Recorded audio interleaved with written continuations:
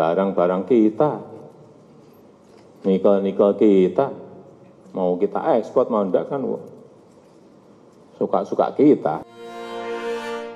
Gebrakan Jokowi majukan Indonesia dari kembangkan ferronikel hingga aftur, ditulis oleh Nia Alif dari siwa.com. Sebelum kita lanjut, jangan lupa klik tombol subscribe dan nyalakan loncengnya agar tidak ketinggalan informasi terbaru dari Redaksi TV. Hari ini Indonesia yang dulu dianggap hanya sebelah mata, kini mulai disegani bangsa-bangsa di dunia. Saat banyak negara terpukul dampak dari COVID-19, Indonesia malah mencatat pertumbuhan tertinggi di angka 3%.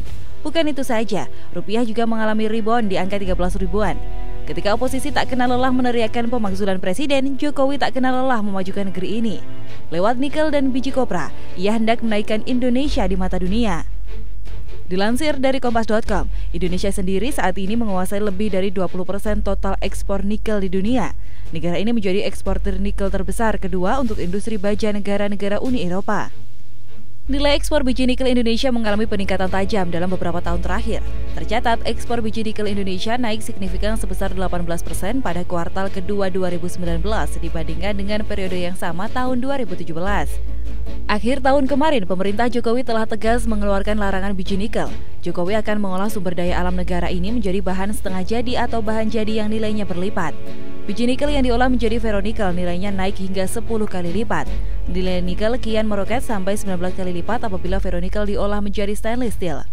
Begitu pula biji bauksit yang diolah dan dimurnikan menjadi alumina akan bernilai 8 kali lipat. Alumina yang ditingkatkan menjadi aluminium akan bernilai hingga 30 kali lipat dibandingkan dengan saat masih berupa biji bauksit.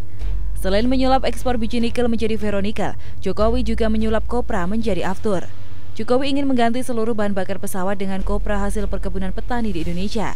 Dilansir dari katadata.com, Presiden Jokowi ingin menutup ekspor beberapa komoditas, salah satunya kopra, sebab kopra dapat diolah menjadi pengganti bahan bakar aftur.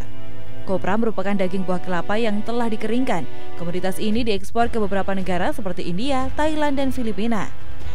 Sebagaimana diketahui, Indonesia merupakan produsen kelapa dengan volume terbesar di dunia. Mengacu pada businesswire.com, Indonesia memproduksi 19 juta ton pada 2018. Sedangkan Filipina dan India masing-masing menghasilkan 14 juta dan 12 juta ton. Di satu sisi, pemerintah tengah mengkaji cara menyeimbangkan harga aftur agar tarif tiket pesawat menjadi lebih terjangkau, khususnya menjelang mudik Natal dan Tahun Baru 2020. Apalagi harga aftur di Indonesia bagian timur dan barat berbeda. Aftur penyebab 40% kenaikan harga tiket. Oleh karena itu, harga aftur akan dicarikan jalan keluar dengan penyeimbangan atau rebalancing harga, ujar Menteri Perhubungan Budi Karya Sumadi pada akhir tahun lalu.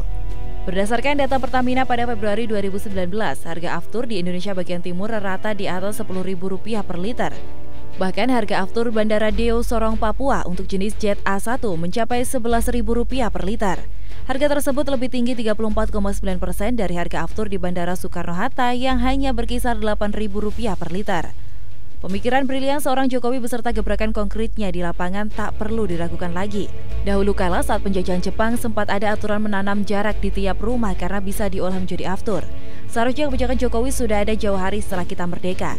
Sayangnya era Orba malah menjual tambang emas Papua ke Freeport. Begitu juga era SBY selama 10 tahun hanya sibuk subsidi tapi tak ada gebrakan berarti untuk mengembangkan negara ini. Jangankan melarang ekspor bahan mentah, era SBY bahkan tak ada pembangunan infrastruktur berarti. Bahkan satu periode Jokowi jauh lebih banyak pembangunan ketimbang 2 periode era SBY. Pantas kalau saat ini putra mahkota serta Demokrat nyinyir tak karuan. Itu semua hanya untuk menyamarkan bobrok SBY selama 10 tahun. Begitu juga diskusi-diskusi pemakzulan presiden yang kini serentak digemakan. Mulai dari akademisi hingga tokoh agama seperti Din Syamsuddin. Tak tanggung-tanggung, jubir HTI juga diberi panggung untuk diskusi ini. Alasan klise untuk menyelamatkan negara, dianggap tak mampu mengatasi corona hingga menggugat kebijakan pemerintah terus disuarakan. Begitu kawatkah kondisi Indonesia sehingga presiden harus dimakzulkan? Indonesia tidak sedang dalam kerusuhan besar akibat rasisme seperti di USA. Indonesia juga tak masuk jurang resesi seperti banyak negara di dunia. Justru pertumbuhan ekonomi kita tertinggi di dunia serta mata uang kita paling perkasa se-Asia. Lantas di mana salahnya? Saya yakin isu pemakzulan hanya digemakan untuk menghambat usaha dan gebrakan Jokowi untuk membawa negara ini menjadi negara maju. Biji nikel ia bawa jadi ferronikel, kopra ia bawa jadi aftur. Tapi kemajuan ini tak diberitakan, justru mencari-cari kesalahan semu. Semoga saja oposisi akan terbawa ke jurang kehancurannya.